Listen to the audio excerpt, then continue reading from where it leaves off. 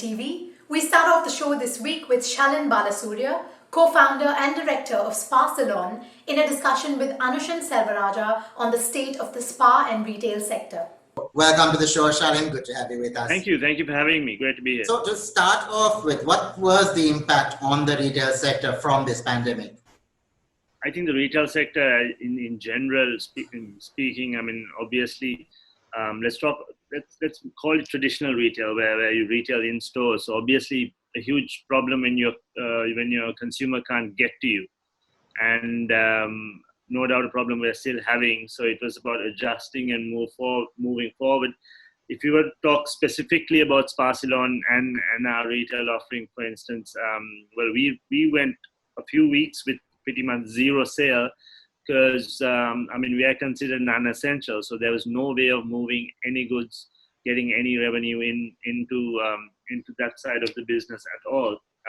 Till such time things opened up for delivery for non-essentials as well, with very, very little sale or little to no sale, which is a tough call. So it's about looking at efficiencies. It's about talking to your landlords and negotiating rental waivers and reductions, and again, talking to your staff, salary cuts in certain instances.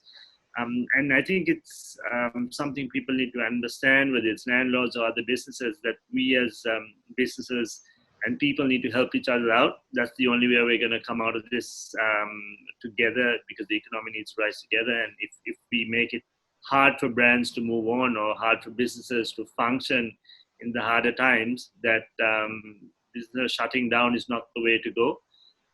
So it's been a tough run for retail, for sure. Staying with this sector, Shalin, now a lot of retailers had to get into e-commerce at the drop of a hat, so to speak. Now, what was your experience with this? See, we've been doing online selling for quite a while. I think it's only in the last year that we really started focusing on that segment, and we were in a fairly decent place in terms of interacting with consumers and so on. The logistics were in place, everything was in place, but we hadn't expected to take it to this kind of volumes in such a short time. So I don't actually see that as a bad thing. It was probably a little silver lining that we were pushed to do better online, and I think we as a brand have risen to the challenge. There have been bottlenecks, but we have really got behind the whole online sector. We've been revamping our tools around it. We've been trying to get better at it, and it actually has been the little bit of saving grace retail has had. And I think Sri Lanka also responded quite well. There were online platforms coming up pretty much overnight. There were logistics providers who were never in the market coming in and providing logistics, which really helped brands. And there are brands out there today who were never online, who are selling online.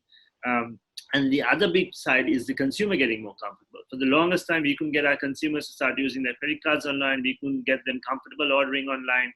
And this really pushed them to start exploring what online buying and online trading is, both from a consumer and a business point of view. And I think people are seeing the advantages of that. But what we had to also do as brands is bridge the gap in terms of how people were interacting with our websites and portals and so on. So it wasn't everyone who was comfortable getting online, finding their way through it, using a credit card, making the payments, all that. So we tried to bridge the gaps. We did things like WhatsApp ordering. We allowed things like phone ordering, where someone could call up and someone would take them through. Basically, we'll do the shopping cart for them and just send them the payment link. Or if the payment was a problem, a lot of the logistics partners were offering cash on delivery.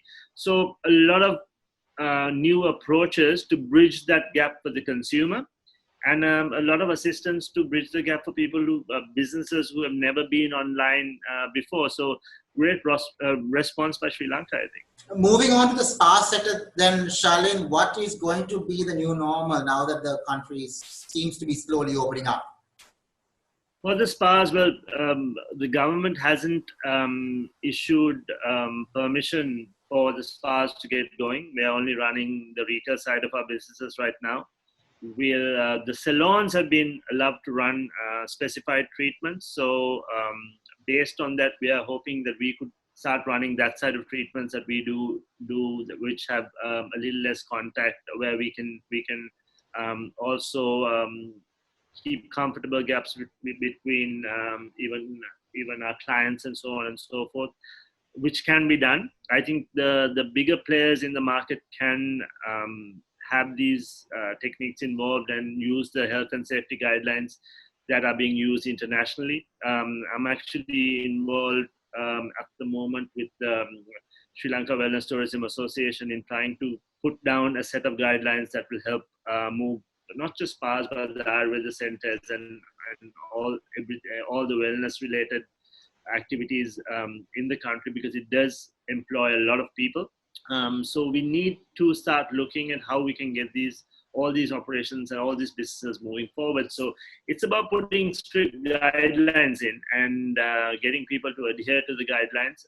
It's worked really well with retail. I think already we see a lot of retailers doing well with the guidelines given out by the government, and really making consumers feel safe to come in, which is a key factor. It's about not just following guidelines for the sake of following guidelines, but making sure your staff and the consumer feel safe interacting in the places of business. Shalin, now I've put this question to other guests on this show as well.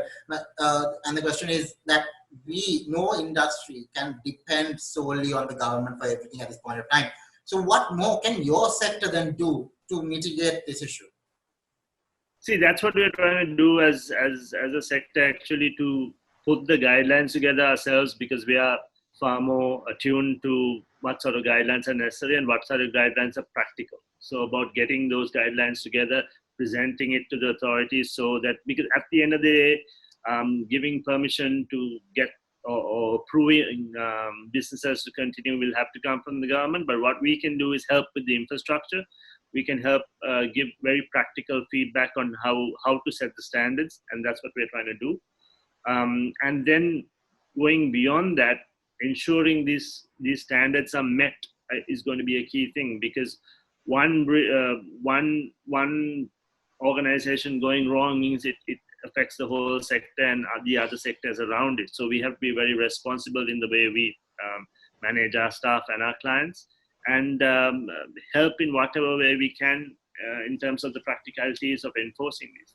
On that note, Shalin, we're going for a small commercial break. We'll be right back after a commercial break. Stay tuned.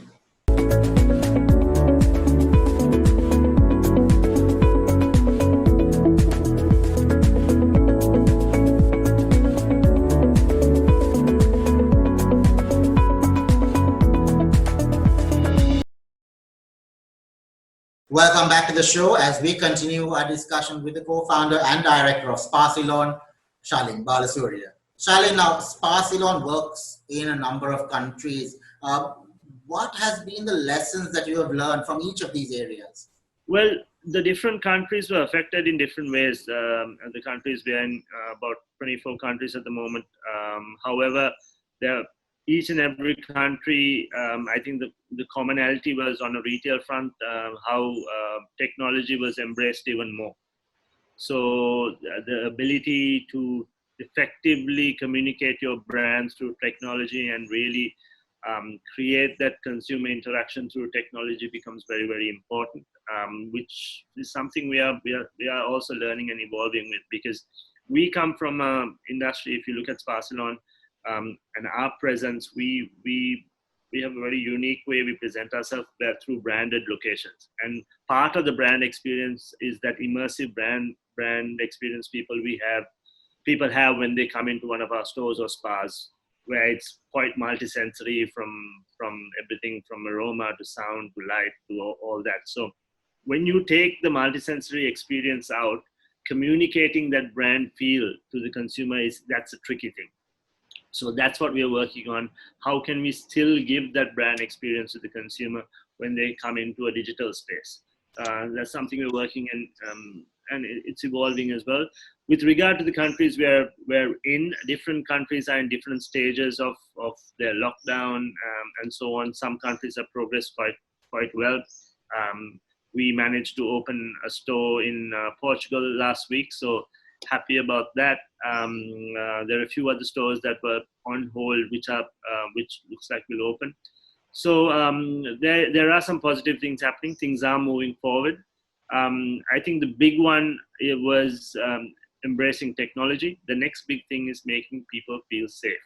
And the next one is the brand evolving as well, and adjusting to the new consumer or the new life of your consumer, because the consumer's life has changed tremendously, and we as a wellness brand, there's a lot we can do to adjust to it and deliver on that in a meaningful way to our consumers. Let's pull it back to the retail sector again. Shalin, what is your opinion of the import ban, which I feel is going to affect a lot of our retailers? See, I think we need to look at that list a little more in detail and really figure out what we can manage without. I think in a short term, I've had a look at the list, and I must say I don't have an in-depth knowledge of the list because I was looking more into the industries we're in. But in the short term, I don't think it's a bad thing. It's manageable, at least the 3 months we're talking about. But in the long term, we'll have to figure out how it's going to impact. There are businesses that are based on imports alone. So what are we going to say to them? That they can't trade anymore? So we can't. So we need to figure out what we need. At the same time, I think rather than banning imports, what we need to do is really, really support the local industry. So if we can really promote local manufacturing, support the local industry, really help by giving whatever we can in terms of subsidies, in terms of, because even for our industry, for instance, even for what we do, there are imported elements that come in, like packaging, and there is no option to get the kind of packaging in terms of pumps and bottles in Sri Lanka, because we don't have the manufacturing capability for that. So we need to be very careful. Number one, that we're not stifling the manufacturers at all. And number two, we can't let any businesses crumble at a time like this. So we need to be very watchful of what this list is. And the bigger thing to do is support local industry rather than ban imports. On that note, Shalin, taking into account that the tourism sector has also crashed somewhat and may take a while before it's up and running again, how do you view the retail sector over the next 6 months? See, I don't see tourism playing a big role, at least in the next 3 months. There is a thought that the Chinese tourists could be the first, tourists would be the first to come back. Which the hospitality doesn't get too excited about it. But let me tell you about retail. Chinese tourists are great for retail. They may not be paying high hotel fares, and they must not really consuming too much within the hotels, but when they shop, they shop a lot. So us retail people are quite fond of the Chinese traffic, and if they do come in, that will play a big role in the retail segments, whether it's tea or our kind of products or the kind of, there's a mix that they consume, which is great. In the short term, we need to really focus on the local market. Also use this time as a great time to get our act together in terms of, if you wanted to do something with your stores. I know spending capital expenditure is difficult, but again, if we are projecting that, okay, tourism could be back in the next 6 months, then it's time to prepare. Can we get our stores together? If you want to reorder things, can we get all that done? If you want to put new systems in place, can we get that done? For instance, we have a SAP implementation happening. We're pushing that through because it's a great time to do it when the traffic isn't crazy. If you wanted to automate, get that done. Bring more technology in. It's a great time to do it if you can spend on the capex. Also, the other thing is we have to focus on efficiencies, power usage, staff usage, all that stuff, because every little efficiency you can get in any department will go a long way. We have to manage our cash flows. Cash flows is going to be the most critical thing. So handling all that Like I said, rentals are going to be a big thing. Rentals are huge in retail, in the retail setup. So in the short term, what I think, Anushan, is that we figure out how to get past those 6 months. And I think if we can effectively get past those 6 months from a break even or just under the break even level, that we can see the light at the end of the tunnel. So it's about managing ourselves well and preparing for better times to come, really. I mean, you have to look at it in a positive mindset. Well, then fingers crossed, and we'll hope for the best, I guess. Thank you very much for joining us, Shalin. It was a pleasure. Thank you for having me. After a short commercial break, Andrea Melisa will be back with more.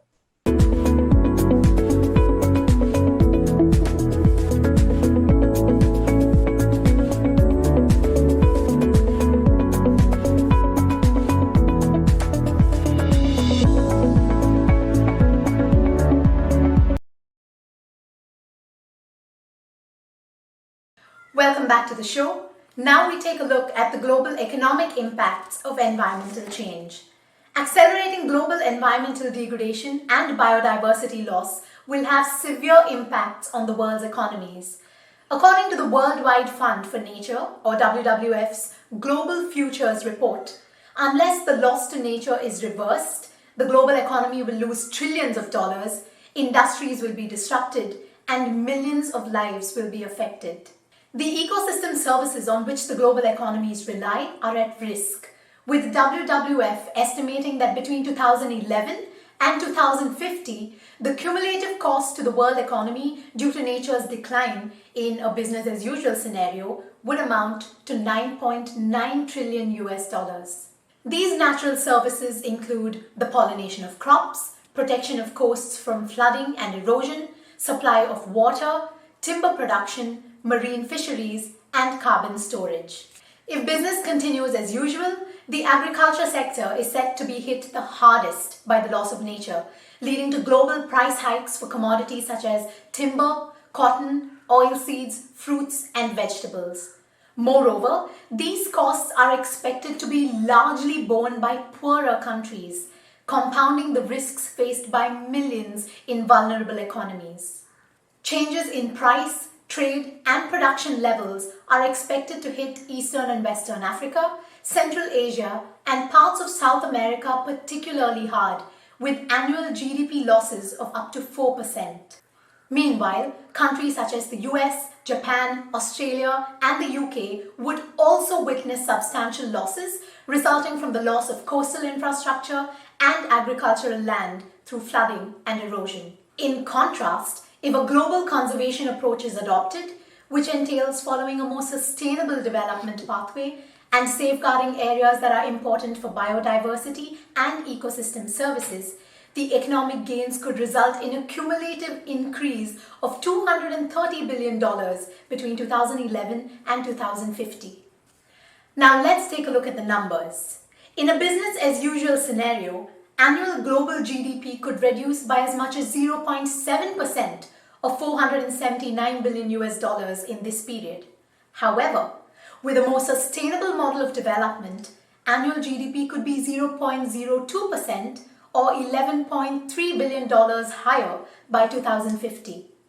The potential loss in the annual global output of fish between 2011 and 2050 could amount to 1.1% by conducting business as usual, versus an increase of 3.2% in a global conservation scenario. Furthermore, the potential loss in the annual global output of processed foods could be as high as 26.6 billion US dollars compared to an increase of $9.2 billion under a more sustainable approach. The WWF notes that pursuing lifestyles that are consistent with the planet's finite environmental limits requires reforms of economic and financial systems at all levels. To ensure that the global economy transitions to a resource-efficient, low-carbon, and nature-restorative model, sustainable decisions must become the norm. That's our show for the week. Don't forget to subscribe to our YouTube channel and follow us on Facebook. Thank you for watching LMDtv. Stay safe.